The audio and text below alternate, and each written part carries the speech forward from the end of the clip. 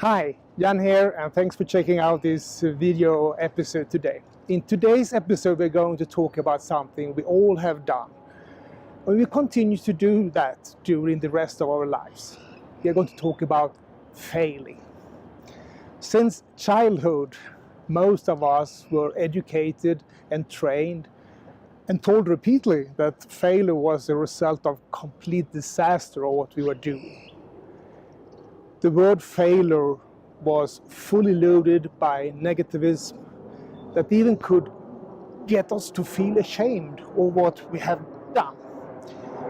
Failures were for losers and not for you and me.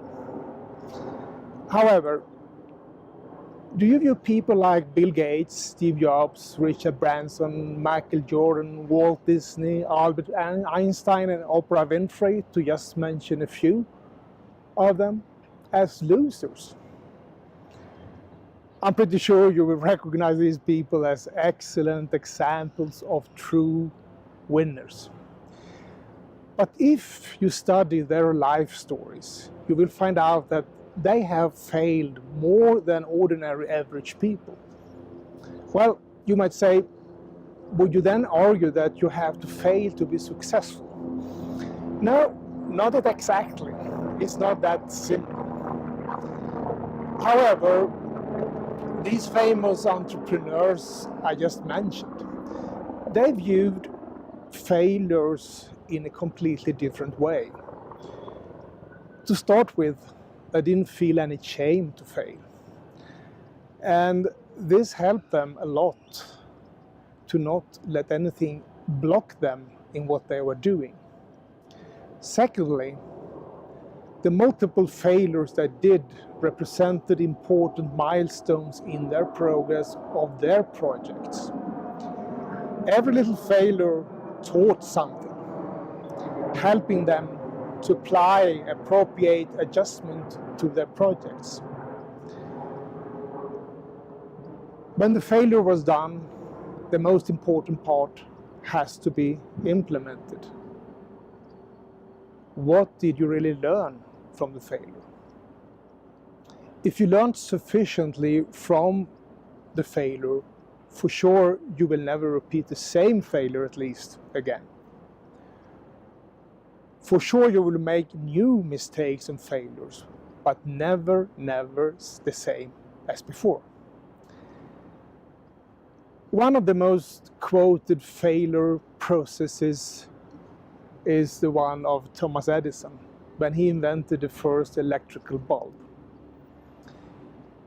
If he failed hundreds or thousands of times, I'm not sure about, and it really doesn't matter. The takeaway from Edison bulb example is that he tried the necessary times to find out which metal could be used inside the glass bulb, affording the closed environment, and finally produce the electrical light. The way Thomas Edison viewed the whole chain of failures was one further step towards the final goal after each failure. What is for sure is that without failures, you are not trying enough. The takeaway from this little video shot could be expressed in 4 different and important cornerstones.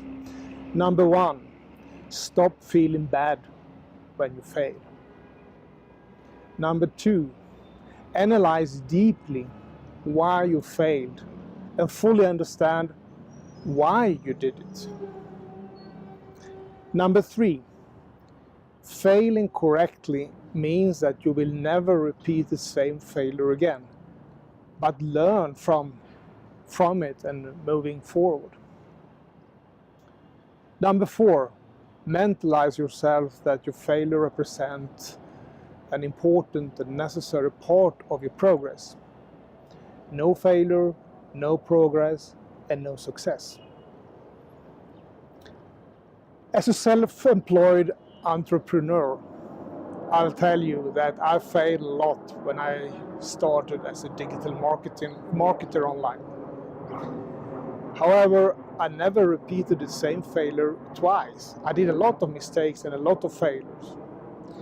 And the necessary community in the Six-Figure Mentors was always there with advices, tips, support, and to be honest, also with motivation when I really felt that I was lost. That I, as a senior technophobe, should end up as an online businessman was something I didn't believe myself should happen if I go back in time a couple of years. The mindset that everything is possible was and still is my leading star. And the online business has given me something beyond everything I knew before. It has given me the ultimate freedom to what I want to do, when I want to do it, and where I want to do it. Try it yourself if you feel that it sounds attractive to become your own boss and to manage your life under your conditions.